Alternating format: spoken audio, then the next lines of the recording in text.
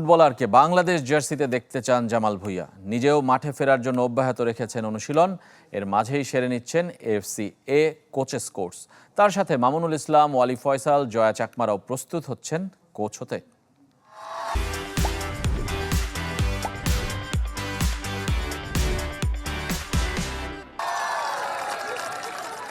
আগামীর ফুটবলারদের তারকা দর্শন।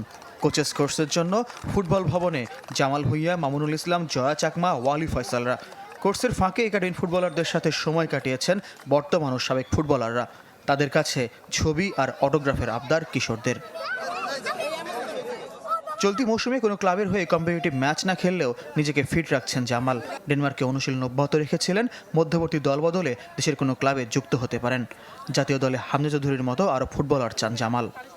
না, এটা বাংলাদেশের জন্য একটা বিশাল বড় জিনিস, কারণ উনি সবচেয়ে হাইয়েস্ট লেভেল খেলতেছে, প্রিমিয়ার লিগে খেলতেছে। সো হামসা আরও 3-4টা থাকলে তাহলে দেশের জন্য ভালো না। সো হামসা আসলে এটা একটা সবার জন্য ভালো। কোচ হওয়ার জন্য এএফসি এ ডিপ্লোমা করছেন জামাল, মামুনুলরা।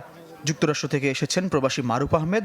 24 অংশগ্রহণকারীর মধ্যে একমাত্র বিদেশি ভারতীয় রতিন সাহা। এই যে আমরা যারা কোচিং লাইসেন্স করতে আসছি বেশিরভাগ ন্যাশনাল প্লেয়ার।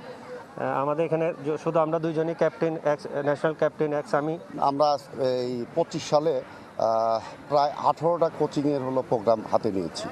সেক্ষেত্রে অলরেডি আমরা রাজশাহী গ্রাসরুট দিয়ে শুরু করেছি। 8টা বিভাগ এবং বিভিন্ন জেলা এবং বিএফএফে আমরা 18টা প্রোগ্রাম সাজিয়েছি। 30 জানুয়ারি পর্যন্ত চলবে এ ডিপ্লোমা